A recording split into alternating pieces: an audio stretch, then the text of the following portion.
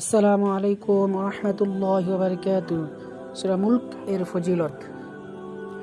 এ সূরা আমলকারী জন্য সুপারিশ করবে। আল্লাহ তাআলা নিজ কালাম যদি তার কাছে কারো মাগফিরাতের জন্য সুপারিশ করে, তাহলে আশা করা যায় আল্লাহ সে সুপারিশ গ্রহণ করবেন এবং বান্দাকে ক্ষমা করবেন। সূরা মুলক এমনই একটি সূরা যা আমলকারীর জন্য মাগফিরাতের সুপারিশ করবে। আবু হুরায়রা রাদিয়াল্লাহু তাআলা আনহু থেকে বর্ণিত, নবীজি সাল্লাল্লাহু আলাইহি সাল্লাম ইরশাদ করেন, কোরআনের 30 আয়াত বিশিষ্ট একটি সূরা রয়েছে যা এক ব্যক্তির জন্য মাগফিরাতের সুপারিশ করেছে, ফলে তাকে ক্ষমা করে দেওয়া হয়েছে, আর তা হলো সূরা তাবারাকাল্লাযী। আবু হুরায়রা রাদিয়াল্লাহু তাআলা বর্ণিত, হুজুর সাল্লাল্লাহু আলাইহি সাল্লাম ইরশাদ করেন, আল্লাহর কিতাবে 30 আয়াত বিশিষ্ট একটি সূরা রয়েছে, অর্থাৎ সূরা মুলক, যা এক ব্যক্তির জন্য সুপারিশ করে তাকে জাহান্নাম থেকে মুক্ত করে জান্নাতে দাখিল করেছে।